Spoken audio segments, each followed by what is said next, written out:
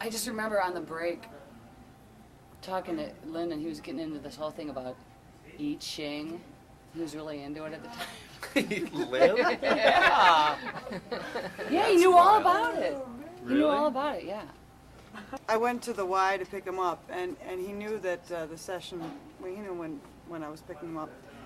And there he was in his crutches and his old army coat, and he comes to the door, and he's hobbling around, and he gets in the car and says, "Oh, Lizzie, you're going to kill me. Don't get mad, don't get mad." And his teeth aren't in all the way. And I was bringing him some Fixodent to get his teeth in, because he was out. He was like at the end of the tube.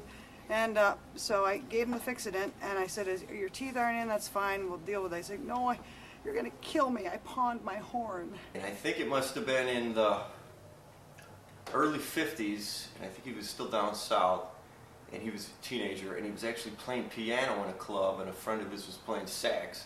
And the police came in, and this was a black joint, black club, and the police came in and grabbed the guy right off the bandstand, because you couldn't play with like integrated bands. I guess, I don't know, this was, like I said, it was down south in Arkansas, and he said like the cops would beat you up and stuff, and he said that the bass player hid Lin. He covered him up with the bass so that the cops couldn't see that Lin was white. Oh yeah, you know, he's telling me about how when he was out in Hollywood, he'd say, "Yes, I was in Hollywood," he'd go, "Raleigh Dolly." And so we had this joke about it, you know, whenever anything was kind of, you know, upscale or something, Lin would always go, "Raleigh Dolly." And I said, where did you get that from? And he said he got it from from some cartoon or something. Right. He used to have a steady gig at the Deja Vu.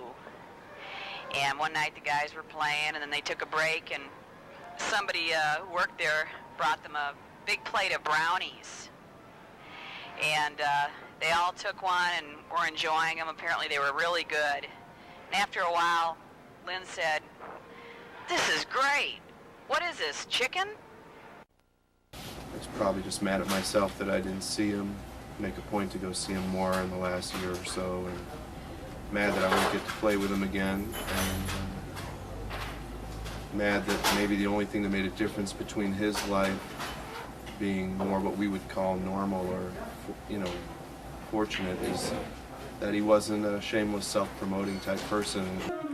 Lin is just, to me, a person that's been through a lot of things. And it seemed like he just, like Barry Dean, they just kept coming back.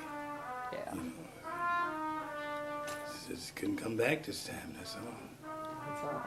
I'm just so sorry he had to go like that, you know, so soon. Wish I had a chance to say goodbye to him, though, but I'm pretty sure he's in a better place now. So. Ultimately, he was just a great Chicago artist that we really can't afford to lose on this scene.